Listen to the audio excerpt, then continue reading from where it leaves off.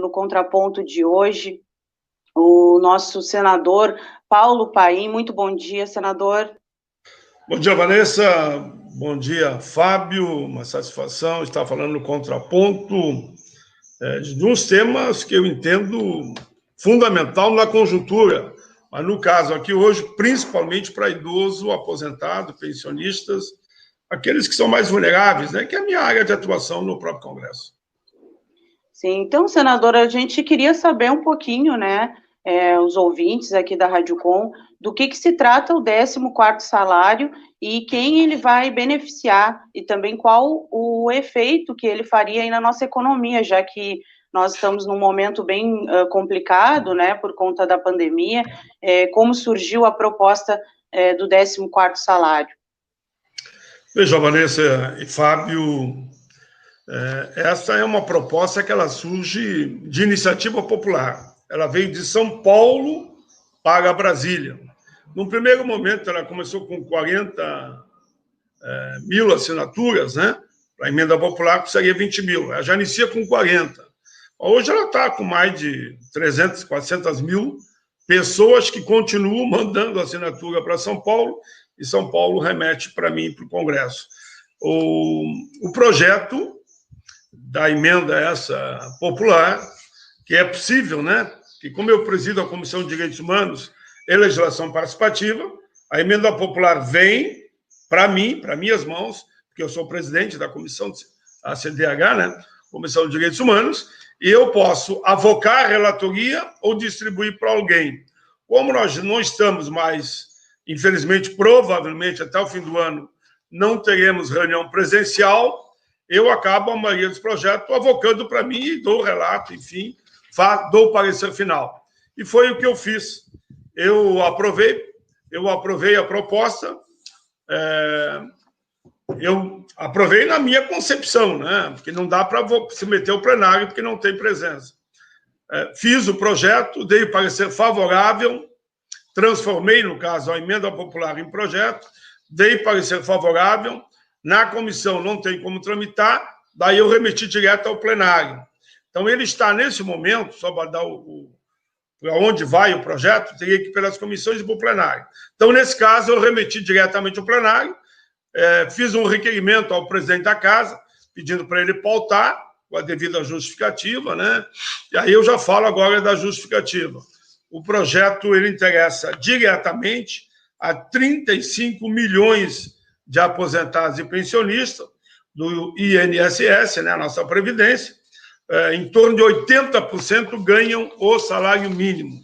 São raros, eu diria, que ganham mais do que 13, uma parcela pequena ganha 2. Mas ninguém ganha mais do que 4 salários mínimos hoje, em média. Em média, eu diria, os que ganham mais, né? Ali, naquele percentual de 10%, a maioria ainda ganha bem menos do que 4, ou seja, eu diria que 95% é até 2 salários mínimos, 80% até 1. Os cálculos, que me pergunto sempre, né? Bom, quanto nós vamos ter que gastar, porque alguém tem que pagar, né? A gente prevê, pelos cálculos dos consultores, algo em torno de 42 bi.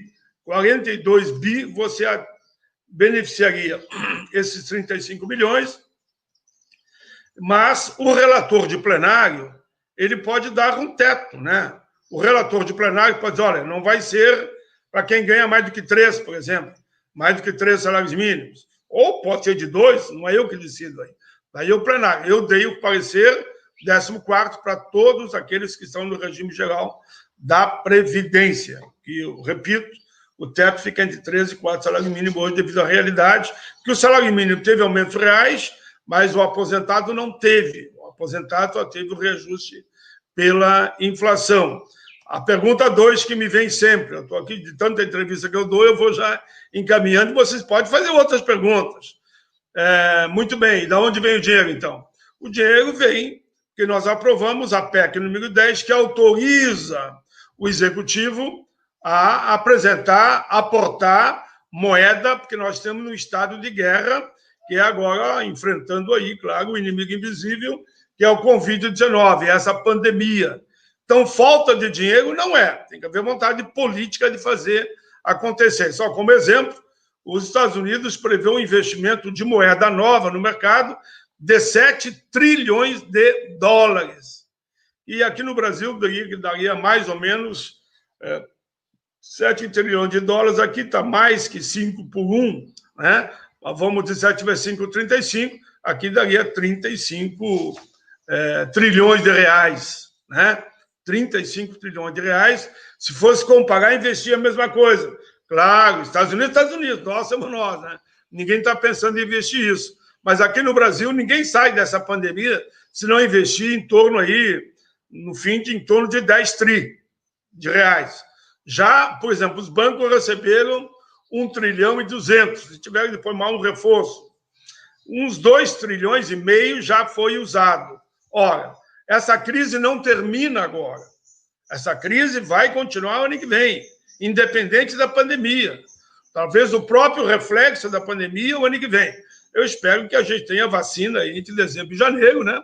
Mas a crise econômica, você não termina com ela com um estalar de dedos, né? Para ter uma ideia, nós temos hoje no Brasil em torno de 11 milhões de pessoas passando fome. E esses aposentados e pensionistas acabam ajudando aqueles que ficam mais na sua volta. Antes mesmo da pandemia, que era em torno de 10 milhões que eles ajudavam a sobreviver. Em outras palavras, né? Com a pandemia, multiplica por 2, são 20 milhões de pessoas. Então, com esse movimento, você vai estar contemplando, entre os 35 milhões que seriam beneficiados, no mínimo mais 20 milhões, 55 milhões de pessoas que teriam um respiro no fim do ano. Aí vem a prova até o fim do ano, não é fácil. Eu tenho dito, não vendo terreno na Lua, não prego ilusões, ou não planto ilusões, né? Eu posso fazer semeadura. Aí é outra coisa que depende da natureza. Aqui, no caso, depende dos senadores e deputados. Eu estou fazendo a minha parte, mas é preciso que haja pressão popular em todos os senadores, que eu digo para eles sempre, pressione, são 3 senadores por estado, pressione os 3 senadores, não importa o partido, façam um pedido, façam um apelo para que eles votem esse projeto do 14º salário, que está pronto para ser aprovado ou não, né, no Senado. E também remetam correspondência para os partidos, para os líderes, e consultem, não é consultem, conversam, perguntem aos próprios vereadores e prefeitos como é que o partido dele vê essa questão, né? Porque isso tudo repercute em escala, o efeito dominó lá em cima, para que efetivamente o 14º seja aprovado. A última questão só, nessa abertura, alguém me diz, mas se não aprovar esse ano? Se não aprovar esse ano, nós temos que continuar brigando para o ano que vem. E o ano que vem, como eu disse antes, a crise continua. Se aprovar em fevereiro, ou março, e abril, muito bem, aprove e mande o 14º, que ninguém vai ficar bravo, né? É isso. Senador, muito bom dia, senador. Bom dia, Fábio. A questão... A alta dos preços dos alimentos, somando com a alta do preço do gás, da luz, da água, está comprometendo o orçamento familiar? Vivemos uma nova carestia? Com certeza absoluta. Nós já tínhamos que começar, outro dia escrevi um artigo nesse sentido, uma campanha aí devido à carestia, né? Porque é inegável. Teve produtos da cesta básica que praticamente dobrou de preço. Alguns falam, mas 22%, 25%. Oxalá fosse só isso. Vamos pegar carne, por exemplo. Eu vou dar um exemplo lá em Brasília, sabe, como gaúcho, vocês todos devem gostar também, a gente gosta muito de costela, né? Eu cansei de comprar costela 9, 10 pila o quilo. Pila, né? Só no tempo do pila, desculpa, reais, né? 9, 10 reais o quilo. Agora tu paga 30.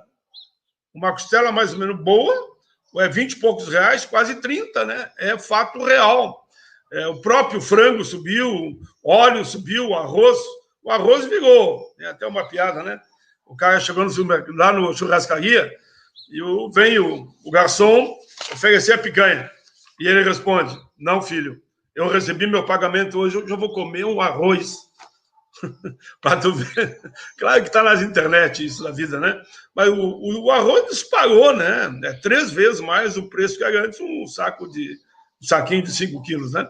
Então, essa realidade toda do óleo, da carne, do arroz, do feijão, da farinha de trigo, do gás, que você falou muito bem, estão tirando o subsídio da luz também. Isso tudo, eu cheguei também a dizer que nós temos que voltar a fazer um grande movimento nacional para voltar à política de salário mínimo.